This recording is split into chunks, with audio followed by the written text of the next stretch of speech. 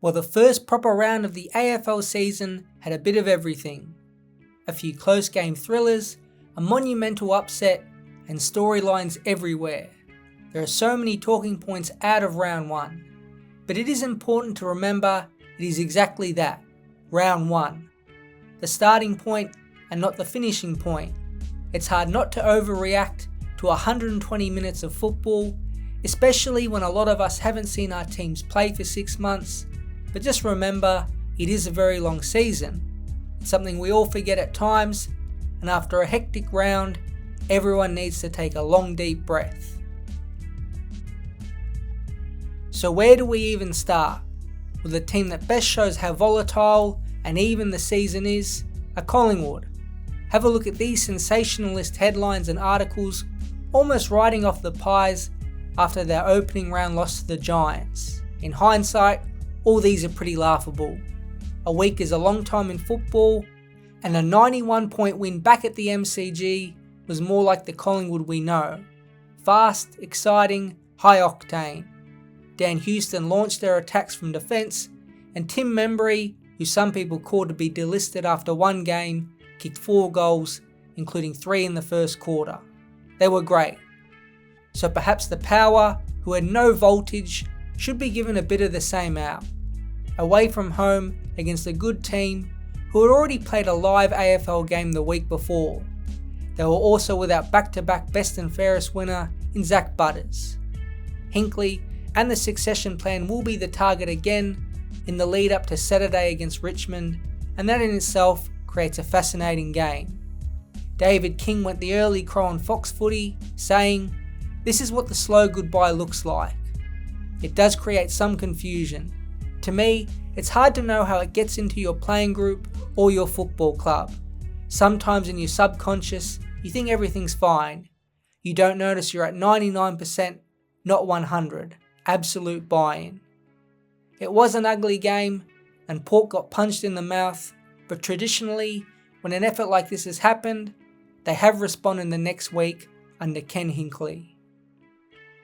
The feel-good story of the weekend has to be Richmond. They were about 10-1 outsiders and even ballooned out to 60-1 outsiders when they were down by 41 points. It takes 2 to tango. Absolutely the Blues fell off, but it was due to the manic Richmond pressure. Uze clearly has implemented changes from last year. Not as much long bombing, set up the defence, down the line boring play. They were far more high octane and took a lot of risks. Will they have really bad days in the future? Absolutely. So every win or even great performance will be invaluable to the group. Now I know I just said not to overreact to one game, but Sam Lawler absolutely looked like the rebirth of Dustin Martin. Lawler wanted the number 4 before the season started. The club opted to give him 22, but it's hard not to see him in the number 4 as soon as next season.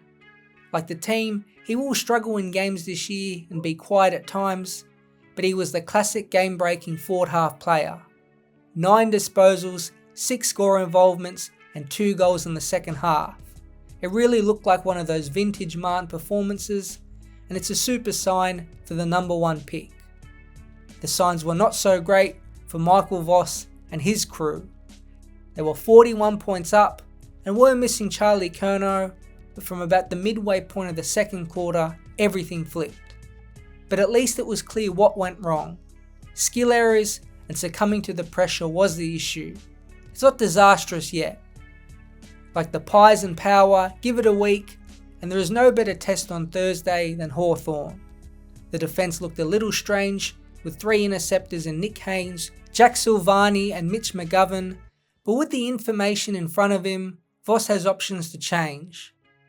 Blues fans were cracking it on talkback radio, and it's fair enough, but give them a shot against a red-hot Hawthorn team before entering ultra panic stage.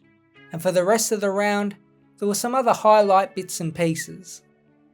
Bailey Smith started life as a Cat in some fashion with a best on-ground performance that even surprised coach Chris Scott. In his post-game presser, he repeatedly said the club looked at Smith more as a long-term prospect and were happily surprised about his effort. Geelong looks like joining GWS, Hawthorn and Brisbane as the top line teams at this early stage of the season. One of Scott's less experienced counterparts in Dean Cox is quickly finding out how torturous the senior coaching role is. His Tom McCartan to the forward line move might be over before it has really gotten started. Not that he has been poor inside 50, but without McCartan in defence, it only leaves Blakey as their intercept threat and the one who can mark the opposition kicks and launch counter-attacks.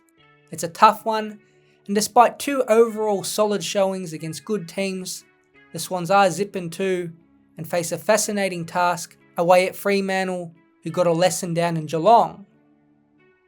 The 3 other losers from the round in Melbourne, North Melbourne and Essendon did show good signs. The Bombers' 26-point loss to the Hawks in the context of the round wasn't too bad. They dominated contested ball, but the class and polish was the difference in the game. Petrarca and Oliver had great returns each, and quietly Melbourne are putting together one of the better young cores in the competition. They really should have beaten the Giants, if not for Lockie Keefe's sweet set shot that he fittingly kicked over the head of Max Gawn, who gave him a bath for 99% of the game. Still, if a good loss is a real thing, Melbourne had one. And although North couldn't beat a Bulldogs side, missing 5 or 6 starters, they competed for 4 quarters and were in the game. The 3 experienced soldiers in Caleb Daniel, Luke Parker and Jack Darling did their own thing, and if not for a slow first quarter, the Kangas probably should have won. They do look stronger than they did last season. St Kilda and West Coast do not. The Saints are on a similar path to Essendon, trying to get top draft picks in, and with injuries to King, Philippou, Dow, Owens and Sharman, their big loss wasn't a huge surprise.